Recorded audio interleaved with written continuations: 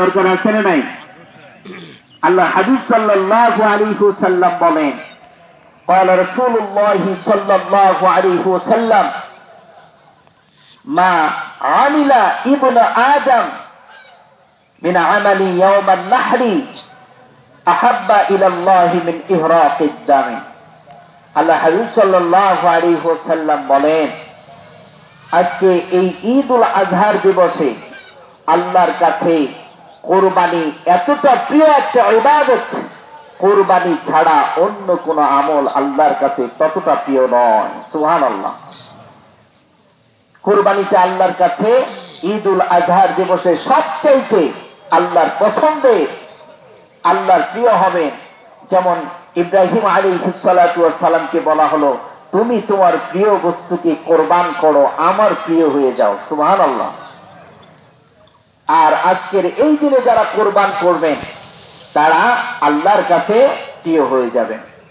আল্লাহ হাবিব সাল্লাল্লাহু আলাইহি ওয়াসাল্লাম আরো বলেন যে এই কোরবানির দিবসে কোরবানির পশুর রক্ত জমিন স্পর্শ করার সাথে সাথেই আল্লাহ সুবহানাহু ওয়া তাআলার কাছে কবুল হয়ে যায়। সুবহানাল্লাহ।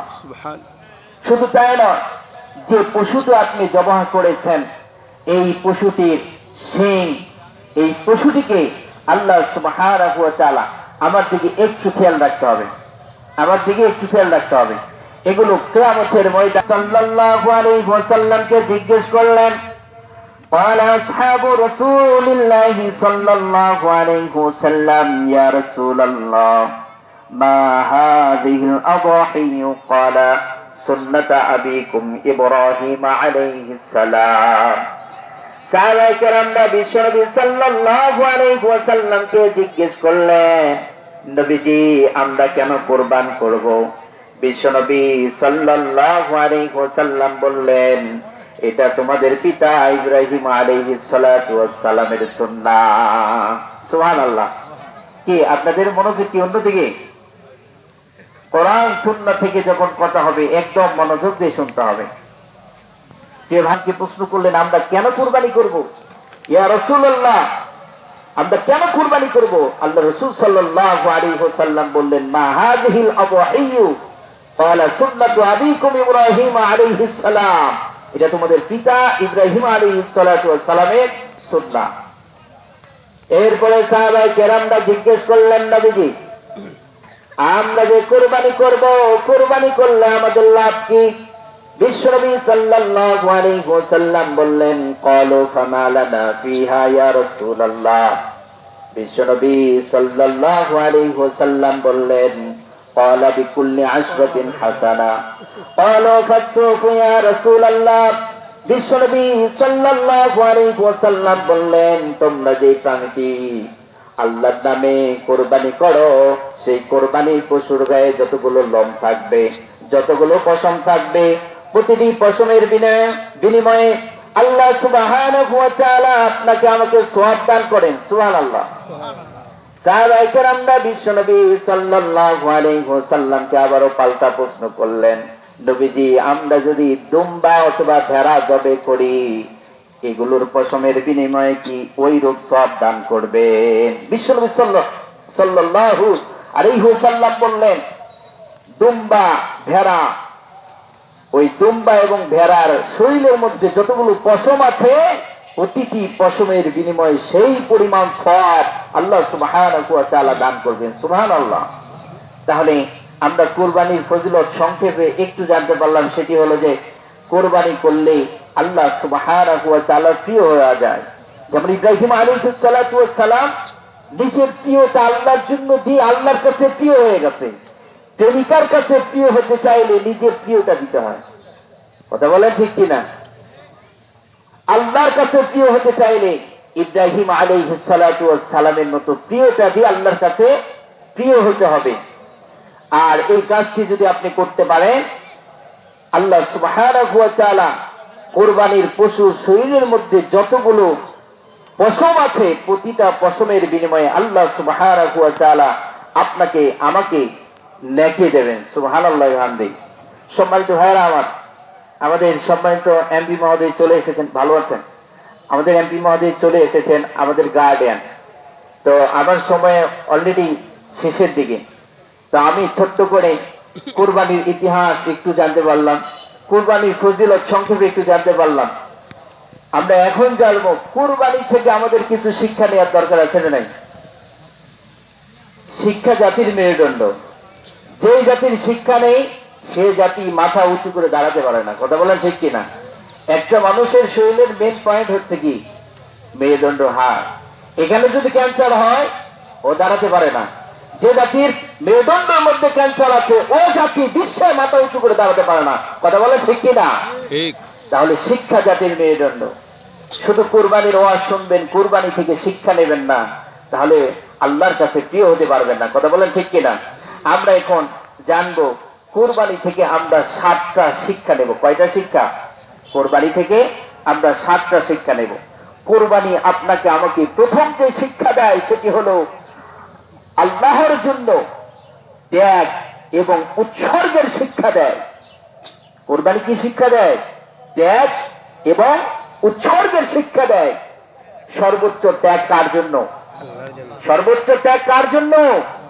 আল্লাহর জন্য।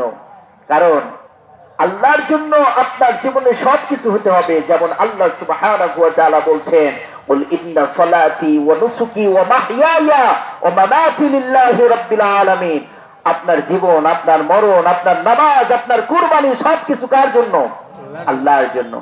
এই কোরবানির মধ্য দিয়ে ইব্রাহিম আলাইহিস সালাতু ওয়াস সালামকে যেমন স্বপ্নে দেখানো হয়েছিল, তোমার প্রিয় বস্তুকে তুমি কোরবান করো, তিনি তো লজিক খাটাতে পারতেন। প্রিয় বস্তু তো সন্তান ছাড়াও থাকে, একটু তারতম্য থাকে। এই তো সম্পদ আমার কাছে প্রিয়, আমি সম্পদ দিয়ে দিলাম, কিন্তু তিনি আল্লাহর সন্তুষ্টির জন্য সর্বোচ্চ প্রিয় বস্তু কিভাবে ত্যাগ করতে হয়, সন্তানের মহব্বত কিভাবে আল্লাহর জন্য ত্যাগ করতে হয়, ত্যাগ এবং উৎসর্গের শিক্ষা আপনাকে আমাকে কুরবান থেকে আমাদের শিক্ষা নিতে হবে। প্রথম শিক্ষা কি? আল্লাহর জন্য যত প্রতিকূল অবস্থায় আসুক না কেন, আল্লাহ যা ওয়াদা করেছেন আল্লাহর জন্য ত্যাগ এবং উৎসর্গের শিক্ষা আপনাকে আমাকে কুরবানি থেকে গ্রহণ করতে হবে। দ্বিতীয় নম্বর, কুরবানি থেকে আপনাকে আমাকে শিক্ষা নিতে হবে শুদ্ধ নিয়ত, বিশুদ্ধ নিয়ত এবং তাকওয়ার শিক্ষা। কিসের শিক্ষা? বিশুদ্ধ নিয়ত এবং তাকওয়ার শিক্ষা।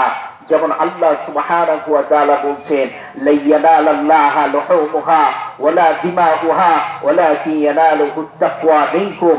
আল্লাহ সুবহানাহু ওয়া তাআলা বলছেন, তুমি 5 লক্ষ টাকা দিয়ে কুরবানি কিনেছো, তোমারটা কবুল হবে না, কবুল হবে তারটাই কেবলমাত্র যার তাকওয়া আছে। কি আছে?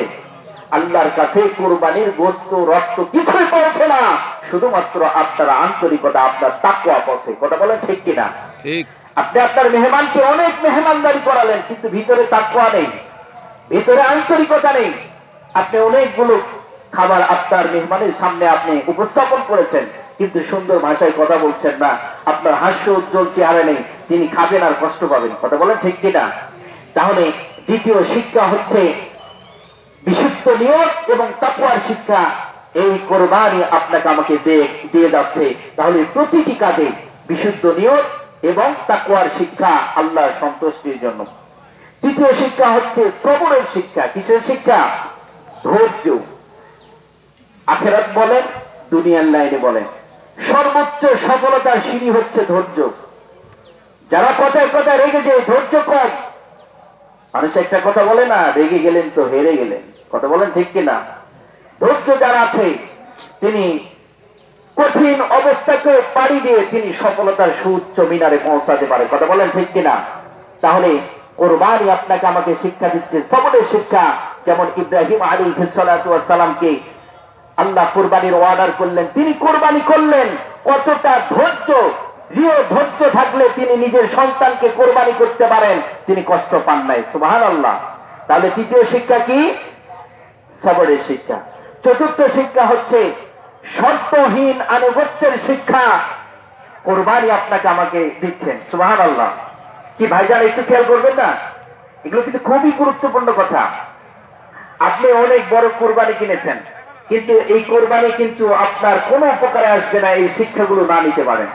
তাহলে কুরবানি চতুর্থ শিক্ষা দিচ্ছে, শর্তহীন আনুগত্যের শিক্ষা আপনাকে দিচ্ছে।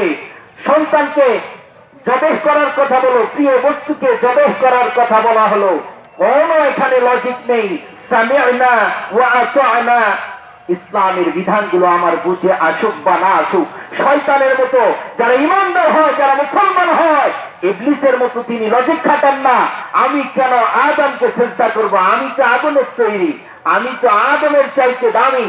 কিন্তু যারা মুমিন হয়, সামি'না ওয়া আতা'না, এই কুরবানি বরত্ব এবং প্রশংসার শিক্ষা এই কুরবান আপনাকে শিখাইয়া দিল। সুবহানাল্লাহ। যেমন ইব্রাহিম আলাইহিস সালাতু ওয়াস সালাম কুরবানি যখন সম্পন্ন হয়ে গেল, আল্লাহ শুকরিয়া আদায় করেছিলেন। কথা বলেন ঠিক কিনা? ষষ্ঠ নম্বর শিক্ষা হচ্ছে, এই কুরবানি আপনার অধীনস্থদের দায়িত্বের শিক্ষা এই কুরবানি আপনাকে দেয়। এটা খুবই গুরুত্বপূর্ণ। আল্লাহ সুবহানাহু ওয়া তাআলা এই কুরবানি থেকে সপ্তম নম্বর শিক্ষা হচ্ছে, প্রতিটা কাজ হবে পরামর্শ, এবং আপনার ফ্যামিলিতে যারা আছেন এবং আপনার ইউনিয়ন, থানা, টোটাল দেশ হবে, প্রতিটা কাজ হবে পরামর্শ ভিত্তিক। কি ভিত্তিক? পরামর্শ ভিত্তিক। চক্রবর্তী সৌরন্দা আমাদের মাঝে উপস্থিত, তা আমাদের এখানে আপনাদের মাঝে আসছে। আমি অনুরোধ করব এখন অত্র ঈদগার সম্মানিত সভাপতি এস এম জাহিদুল্লাহ সাহেবকে। আসসালামু আলাইকুম। আজকে আমাদের